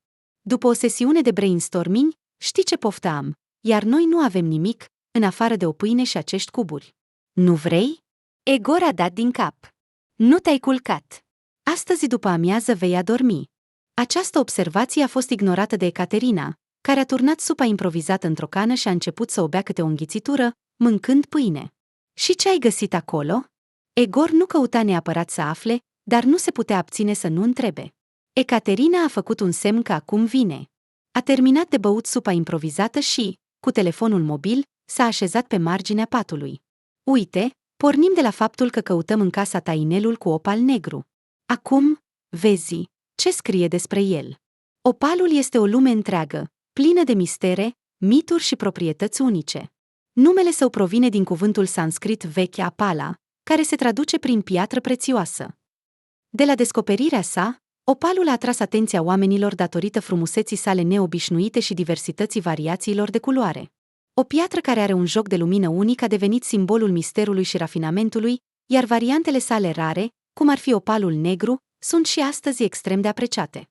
Jocul de lumină, asemănător strălucirii cerului înstelat sau curcubeului, a inspirat oamenii de-a lungul secolelor, generând atât admirație, cât și superstiție. Istoria relațiilor dintre oameni și opal este plină de contradicții. În unele culturi, de exemplu, în Australia antică, acesta era venerat ca o piatră sacră. În alte culturi, dimpotrivă, opalul era asociat cu răul, nenorocirea și chiar moartea. Astfel, în Evul Mediu, exista o credință larg răspândită că opalul este un prezicător al ciumei și altor epidemii. Pietrele erau distruse în masă, aruncate în râuri și focuri în speranța de a preveni răspândirea bolilor. Împăratul roman Caligula, cunoscut pentru cruzimea și tirania sa, era un pasionat colecționar de opale. El le considera simbol al puterii și invincibilității sale. Cu toate acestea, conform cronicilor istorice, cu o săptămână înainte de asasinarea sa, opalul său preferat s-a întunecat și s-a crăpat, ceea ce mulți au perceput ca un semn rău. Această poveste, poate, a alimentat superstiția legată de piatra prețioasă. În Rusia, la curtea Ecaterinei cea Mare, opalele erau sub un fel de interdicție. Se considera că aceste pietre aduc discordie și nenorocire. Moartea împăratului Alexandru al II-lea este, de asemenea, asociată cu opalele. Alexandru iubea foarte mult această piatră și a dăruit iubitei sale, Ecaterina Dolgorucheia, o bijuterie cu opale și un sigiliu de opal pentru scrisori. Cu acest sigiliu a fost atașată ultima notă trimisă împăratului în ziua fatală a morții sale din mâinile teroriștilor. Ultima împărăteasă, Alexandra Fiodorovna, iubea bijuteriile cu opale. Bijuteriile magnificente făceau parte din colecția ei. Ulterior, au circulat zvonuri că în fioroasa soarta familiei imperiale sunt vinovate aceste pietre fatale. Ecaterina, a spus Egor, toate acestea sunt foarte interesante, dar hai să gândim rațional. Bine, dacă găsim ceva. Este foarte posibil să ne petrecem câteva zile în acest cuib de șobolani și să nu descoperim nimic. Bine, să presupunem că găsim acest inel. Nu mă îndoiesc că valorează foarte mult. Dar, chiar dacă mă omori, nu pot crede că este într-adevăr legat de dispariția oamenilor, că poate face ceva. Am citit că asupra unei pietre prețioase, ca asupra oricărei lucruri, se poate pune blestem. Blestemul acționează asupra celor care cred în această prostie, a tăiat Egor un efect placebo. Și acum îți recomand foarte mult, cât mai este timp, să te culci și să dormi măcar câteva ore. Astăzi ne așteaptă o zi grea. Îți spun cu siguranță, Pavlik era gata să jure. În curând nu va mai rămâne nimic din această casă, așa că trebuie să intrăm acolo în noaptea aceasta sau, în cel mai rău caz, mâine. Tinerii stăteau în grădina lui Pavlik, în spatele unei magazii, unde se afla o barcă întoarsă pe suporturi. Te poți trecura înăuntru și poți să te așezi ca pe niște bănci, foarte confortabil, nimeni nu te va vedea din afară. Părinții nu i-au prins niciodată aici, altfel cu siguranță i-ar fi alungat, începând să-și inventeze temerile de adulți. Ce dacă barca se va prăbuși, îți va rupe mâinile și picioarele și te vei sufoca înăuntru și așa mai departe. Dar, deocamdată, baza tinerilor nu fusese descoperită și discutau aici toate problemele importante. Astăzi nu pot, a refuzat Leonid. A venit mătușa la noi, mi-a ocupat camera, așa că dorm la tata. Nu voi putea ieși, tata va observa imediat. Dar dimineața mătușa va pleca, așa că te rog, mâine noapte. Nikita, care era cu 2 ani mai mare decât ceilalți băieți și conducea grupul, a dat din cap cu importanță. Deci, mâine. Asta înseamnă că intrăm acolo și stăm până la răsărit. Nu durează foarte mult, se luminează de vreme acum. Apoi ne întoarcem acasă, nimeni nu va observa. Și ce vom face acolo? Doar să stăm? A întrebat Mihail cel mic. Mai bine să te gândești, Mihalic, dacă te temi, mai bine rămâi acasă. Nu cumva să te duci la mama plângând și să ne dai pe toți de gol. Apropo, despre asta pur și simplu, a intervenit Pavlik. Dacă nu apare nimic acolo, putem rosti un anumit incantare. Ce incantare? De unde o iei? Păi, o descarc de pe internet, nu-i problemă. O să chemăm un duh rău. Și dacă vine cu adevărat? Nikita i-a tras lui Mihail șapca pe ochi. Totul, micuțule, am rezolvat problema cu tine. Stai acasă și nu te arăta. Nu! A țipat Mihail. Vreau să vin cu voi. De ce mă alungați mereu când este cel mai interesant? Dar Nikita nu mai acorda atenție, discuta cu ceilalți băieți detalii minore. Așa că, cu siguranță trebuie să luăm lanterne cu noi. Noaptea nu este cald, îmbrăcați-vă mai gros. Ce oră este? Ca să fim acolo la miezul nopții, a propus Pavlik, tremurând de propria îndrăzneală. Mama mea se uită la televizor până târziu, a șoptit Mihail. Hai mai târziu, băieți. Și tu nu ai cuvânt. Oricum, voi merge. Dacă nu mă luați, voi veni singur. Știu adresa. Nu scuipa, șmecherașule, a spus în șoaptă Leonid lui Nikita. El oricum va adormi și nu va veni, și va fi el de vină. Deci, eu vin după Leonid, a continuat Nikita. Pavlik se va alătura în parc, și cel mai important, să nu spună nimănui. Nimeni din familie nu trebuie să știe nimic, Și sper că asta este clar pentru toți. Ecaterina s-a plâns din nou că la hotel nu era apă caldă. Ea și Egor sortau mizeria de 4 ore. Amândoi erau transpiratii, murdari și supărați. De aici vom merge la râu, a spus Ecaterina ca și cum ar fi fost o decizie luată. Dacă nu mă scald, voi muri. Probabil că nu există băi în aceste părți? E mai ușor să întrebi. Egor sortea lucrurile, se cățăra pe un taburet instabil pentru a verifica partea de sus a dulapurilor și chiar a aruncat o privire în sobă. Verifică și pervazurile, i-a sugerat Ecaterina. Am citit într-o carte că în interiorul pervazului era una ascunzătoare și acolo se afla o cutie cu bijuterii. Era un roman de aventuri? Nu mă amintesc. Oi! Ecaterina a ridicat capacul unei ladă și în aer s-a ridicat un nor gri de praf. Un moment mai târziu, Ecaterina a țipat ca o fată obișnuită. Ce este?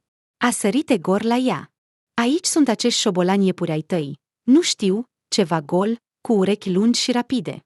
S-au împrăștiat în toate direcțiile. Te-au mușcat? Nu, dar sunt groaznici și nu ne-au lăsat nimic, uite. Și Ecaterina a ridicat cu 2 degete un coperț de piele roz de mestecat. Mai bine nu lua asta în mână, cine știe ce fel de germeni sunt. Nimic, oricum sunt în mănuși. Uite, aici s-au păstrat câteva pagini, sunt galbene de vreme, și pe ele este scris cu un scris caligrafic. Hai să luăm asta la hotel, acolo cel puțin vom șterge coperțul cu alcool. Ecaterina l-a privit pe Egor cu o privire ironică. Bine, cu vodcă, s-a corectat el. Ecaterina a pus cu grijă caietul într-o pungă de plastic. Apoi a răsfoit o mică bibliotecă, răscolind fiecare carte. Aici s-au descoperit și câteva lucruri. Totuși, nu se putea spune cât de valoroase erau aceste descoperiri. Dar Ecaterina a pus deoparte câteva scrisori, precum și toate foile pe care era scris ceva de mână. La 4 după amiază, Egor a ridicat ambele mâini. Totul, mă predau. Mă duc la râu. În curând ei înotau și se jucau în apa rece și curată, iar apoi stăteau pe pietre, expunându-și spatele la soare. Ecaterina s-a întins spre geanta ei. Vrei să citești acum tot asta? A întrebat Egor. Nu te stresa. Ne așteaptă încă cel puțin câteva zile de muncă. Întinde-te, întinde-te. În caz că mă murdăresc, mă voi spăla chiar aici. Râul este aproape. Egor a adormit. S-a trezit de la faptul că Ecaterina îl zgâlâția de umăr. Ascultă, cred că am găsit. Uite, este scris despre acea piatră. Am avut dreptate. Este vorba despre inelul cu opal negru. Dacă totul este adevărat, atunci este într-adevăr înfricoșător. Egor a privit la frunzele pe care prietena lui le arăta. Judecând după tot, era o scrisoare. Uite! Spunea Ecaterina, arătând spre rânduri. Asta este stăpâna castelului, Varvara. A scris bunicii mele. Se pare că bunica mea. La început a fost acolo cameristă, iar apoi, după Revoluție, a devenit practic prietena și confidentea fostei sale stăpâne. Și iată, în scrisoare Varvara povestește despre această piatră. Este cu adevărat adusă din Australia și a aparținut înainte unui trib de aborigeni, unde era considerată sacră în înțelegerea noastră. Cu ajutorul ei, se putea stabili o legătură cu acea lume, cu oamenii morți, se putea auzi voința zeilor. Cu acest opal negru se desfășurau ritualuri magice. Așa cum spunem, a fost făcut pentru el. Piatra trebuia constant să fie hrănită cu energia unei ființe vii, să ia puterea de la aceasta. Oamenii care purtau opalul înțelegeau ca o parte de o mare onoare și că, în același timp, erau condamnați. Când ei se pierdeau în neființă, opalul negru trecea la alt ales. Dar cel mai important, dacă piatra nu este hrănită mult timp, începe să-și caute singură hrana, devenind pentru oameni ceva de genul unui magnet, alegând, probabil, pe cei care se lasă mai ușor hipnotizați de ea. Așa că oamenii puteau dispărea cu adevărat. Ecaterina! Se ruga Egor. Cum îți imaginezi asta? O mânca direct, nu-i așa, pe acești oameni? Piatra! Are dinți? E imposibil să crezi așa ceva. Nu se poate deloc. Dar eu cred. Ecaterina s-a sprijinit cu bărbia pe brațul întins. Se întindea pe burtă și privea spre râu. Pe lângă Egor, Ecaterina nu a mai spus nimic, dar el a simțit că s-a supărat. A încercat să îndulcească situația. Nu, bineînțeles, există tot felul de anomalii. A rămas ceva necunoscut în lume. Figurativ vorbind, triunghiul Bermudelor. Dar ceea ce spui tu este dincolo de limite. Accept că aborigenii sunt sugestibili, că piatra sacră pentru ei îndeplinește rolul unui fel de placebo. Și ce voiai să faci cu ea, când o găsești? Tot fără să-și desprindă privirea de apă, a întrebat brusc Ecaterina și s-a corectat. Dacă o găsești. De ce eu? Acum decidem totul împreună. Este secundar că împreună. Și totuși, ce crezi? Ei bine. Egor s-a pierdut în gânduri pentru câteva momente. Poate ar trebui să o vindem, sau putem să o păstrăm în familie ca pe o bijuterie de familie. Crezi că este mai bine să procedăm așa? Să o trimitem înapoi în Australia. Ecaterina a ridicat o mână pentru a-și aranja rochia, arătând că este timpul să se pregătească și să plece. Eu cred că fiecare lucru ar trebui să fie la cel care este mai drag. Părea că neînțelegerea dintre ei, asemănătoare cu un nor ușor, care a acoperit soarele pentru o clipă, a trecut, dar până la sfârșitul serii au vorbit puțin. Și când Egor a adormit, a văzut că Ecaterina încă răsfoiește scrisorile. La ora 1 noaptea, un apel telefonic l-a trezit pe Egor. Îmi pare rău că te deranjez atât de târziu, a spus Victor. Unde sunteți acum? Egor nu a înțeles la început de ce prietenul întreabă asta. Cum? Unde? La hotel, desigur. Problema este că am trecut pe lângă casa voastră. Chiar acum. Stau și mă uit la ea de la distanță. În feronerie este lumină. Nu electrică, desigur, ci de parcă cineva stă acolo înăuntru cu o lanternă. M-am gândit că ați întârziat. Ați decis să lucrați noaptea. Și dacă nu este așa, ar trebui să mergeți să verificați pe oaspeții neinvitați. Ce am spus? Triumfa Pavlik. Poți să-i promiți lui Mihailna orice. Oricum, el adorme după ora 10. Așa de tare că nu-l poți trezi nici cu tunul. Și nu va putea da vina pe nimeni pentru că nu l-au luat cu ei. Singur e de vină. E bine că e așa. Nikita a privit echipa lui mică și a rămas mulțumit. Băieții s-au îmbrăcat destul de călduros. Toți aveau lanterne. Nu au trecut 10 minute și deja deschideau poarta casei negre. Cum să intre înăuntru, știau foarte bine.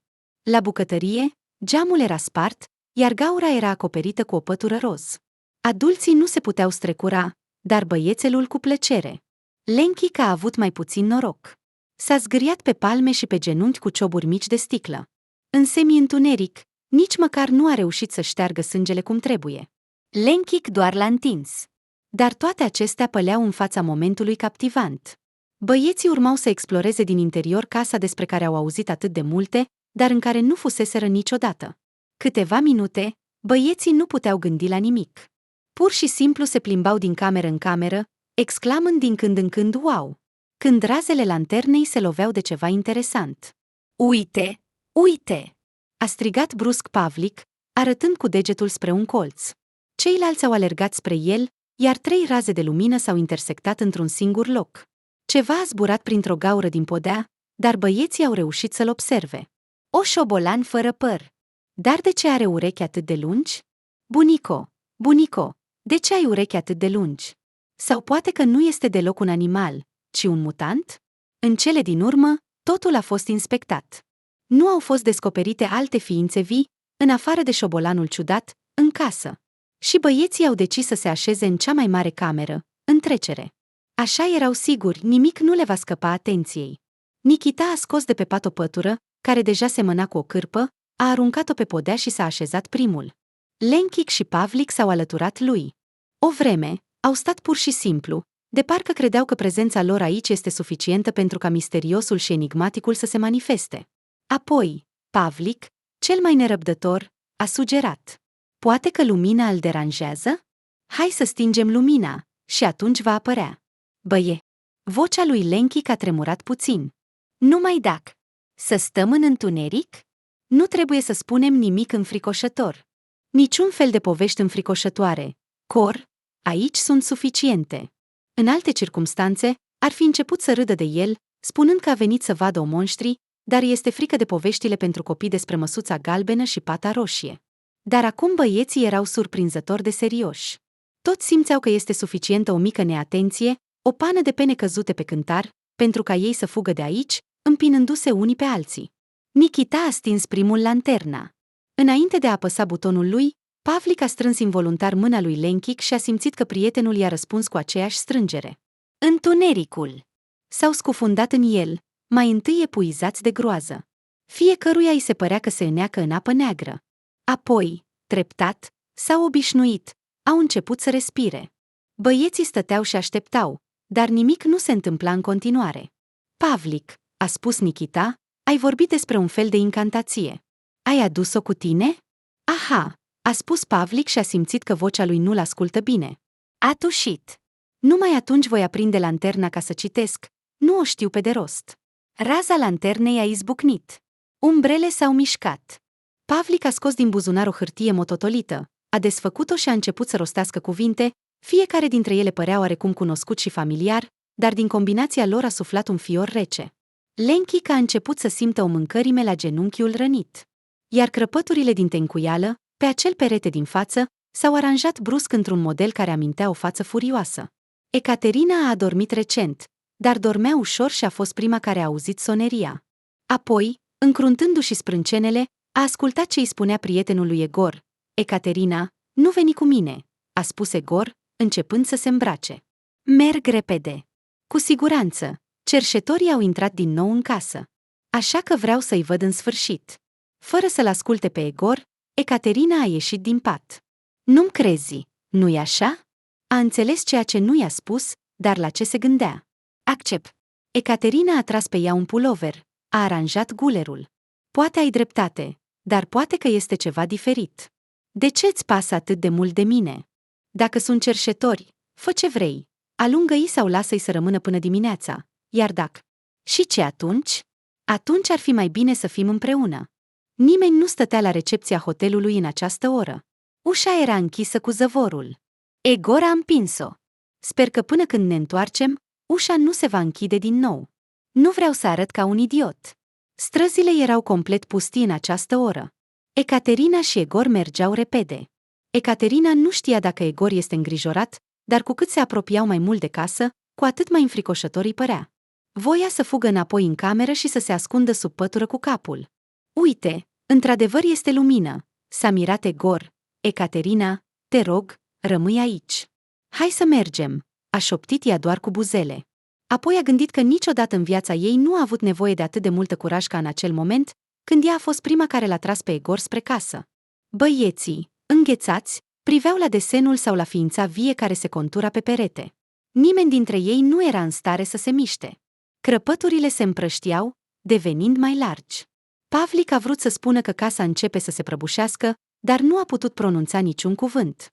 Apoi părea că ceva iese din crăpături, sau poate că era doar un joc de lumini.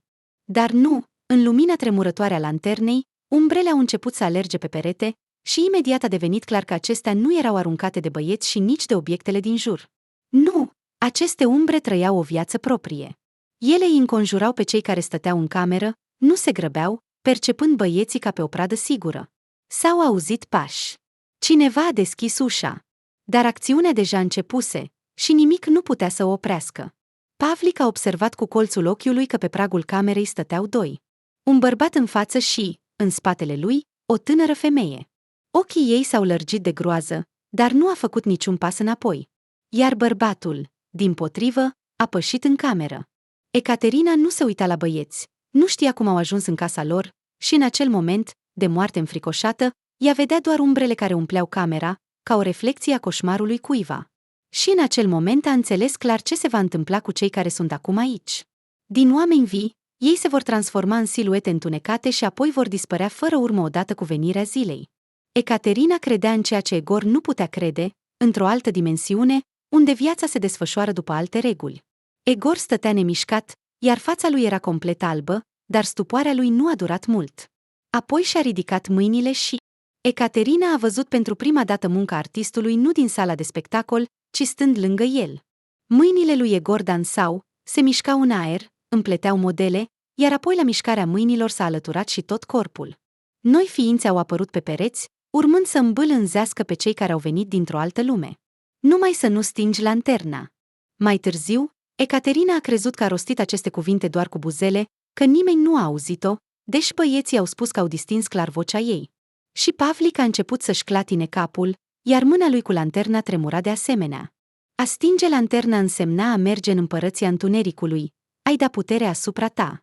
Stăpânul umbrelor, a gândit Ecaterina, Privind la Egor, ochii lui erau semi-închiși, și acum semăna cu un fachir cu flautul său, care îmbicobra. Și umbrele, sau acele suflete care s-au transformat în ele, s-au amestecat. Cu puțin timp înainte păreau invincibile, dar Ecaterina simțea. Încă puțin, câteva momente, și ele vor ceda. Iată, siluetele întunecate s-au adunat lângă perete, păreau că s-au micșorat. Iată, și ultima umbră a dispărut. Mișcarea unei labe cu gheare a fost ultima încercare de a se menține, de a nu dispărea în neființă, în somnul apăsător care va continua mult, mult timp. Plecați de aici, a spus Egor încet. La început, Ecaterina a crezut că le spune umbrelor, dar apoi a înțeles că cuvintele erau adresate băieților. Iar aceștia nu se mișcau, abia s-au ridicat. Vrei să te conduc acasă? A întrebat Ecaterina. Vocea ei nu asculta, a trebuit să tușească. Să te conduc? Dar băieții au dat din cap unul după altul. Probabil, ei nu au experimentat niciodată o asemenea ușurare cum au simțit acum, părăsind casa groazei. Nu se vor întoarce? Și din nou nu era clar despre cine întreabă Ecaterina. Despre oaspeții înfricoșători sau despre băieți? Dar ea știa deja că nu va mai fi nimic și nimeni. Nimeni nu va veni în această noapte. Acum îmi crezi? Ecaterina s-a uitat în jur în căutarea a ceva greu. I-a căzut în ochi un fier de cărbune sprijinit de perete. L-a ridicat, l-a prins mai bine și a lovit peretele exact în locul unde crăpăturile formau un desen care amintea o față înfricoșătoare. Bucăți de tencuială au căzut pe podea, iar în adâncimea peretelui a fost descoperit un mic ascunzător, și ceva se afla acolo, învelit într-o flanelă aproape putrezită. Se pare că, a spus Ecaterina, am găsit ceea ce căutam inițial. Ei și Egor s-au așezat pe aceeași pătură pe care băieții o folosisem. Au vorbit până la răsărit, și acum nu mai era nevoie să aprindă lanterna de pe telefonul mobil. Toate obiectele din cameră puteau fi distinse clar. Din când în când, Ecaterina își ridica mâna, desfăcându-și pumnul. Pe palma ei se afla un inel vechi, iar ea îl întorcea în toate direcțiile. Era din argint, cu un cadru sculptat de lucru fin, iar piatra era, poate, prea mare pentru un inel pe care o femeie l-ar purta. Mai mult decât falanga, așa că este incomod să îndoi degetul. Ecaterina știa că opalele sunt rareori măsurate în carate. Valoarea lor este determinată de jocul de culori, de cât de strălucitoare și saturate sunt nuanțele lor. Opalul negru, care se afla acum pe palma ei, strălucea, asemenea unui diamant, sclipind cu nuanțe roșii aprinse, verzi moarte și albe. Exact ca zigzagurile fulgerului. Ecaterina avea impresia că acestea luminează camera. Și a observat o altă caracteristică. Ținea opalul, dar și în mâna ei rămânea rece. Căldura umană nu îl încălzea. Sau poate că căldura unei singure persoane nu era suficientă pentru el și aștepta mai mult? Nu pot să cred, spunea Ecaterina. Nu pot să cred în tot ceea ce am văzut în noaptea asta. Nu ai senzația că totul este un vis? Nu mai am deloc putere, răspundea Egor. Acum pare că nici măcar nu pot să-mi ridic mâna. Te simți rău? S-a speriat Ecaterina. Nu trebuie doar să dorm. Dar acum va trebui să te gândești ce să faci cu piatra. Și tu, Propu. Trebuie să găsim pe cineva care se pricepe. Să le scriem pe internet. Poate reușim să returnăm piatra acolo unde este locul. Și până atunci? Ai văzut ce se poate întâmpla datorită ei. Așteaptă. Dă-mi-o aici. Egor s-a ridicat, sprijinindu-se de perete. Ecaterina i-a întins inelul. Egor l-a pus pe masă. Fata s-a gândit că lumina ar trebui să cadă pe piatră. Împotriva voinței ei, s-a lăsat fascinată de opalul negru și nu a observat cum în mâinile lui Egor a apărut un ciocan. De unde a avut el puterea în acel moment? Dar a lovit piatra, iar Ecaterina nu a putut să-l oprească. Egor a lovit din nou și din nou, până când toate cioburile s-au transformat în praf. Ce ai făcut? Lacrimile curgeau pe obrazii Ecaterinei. Nu trebuia să faci asta. Nu trebuia. Această poveste nu a putut fi ascunsă. Pavlic a început să bâlbească, iar în părul băieților a apărut o șuviță de păr alb. Băieților le-a fost necesar să spună adevărul despre călătoria nocturnă, dar, desigur, nimeni nu a crezut în acest adevăr. Au ajuns la proprietarul casei. Egor a fost nevoit să se explice la poliție, iar acolo pentru a depune mărturie tânărul a fost invitat de un medic. Și ceea ce, mai întâi băieții, apoi Egor, iar apoi Ecaterina au povestit despre umbrele care trăiesc o viață proprie, iar Ecaterina a mai vorbit și despre piatra vrăjită, a fost considerat delir de febră. Tatălui Pavlic amenința cu răzbunare, și deși medicii nu au descoperit nicio urmă de violență asupra copiilor, părinții nu au putut fi convinși de asta. Dar eu voiam să rămân aici.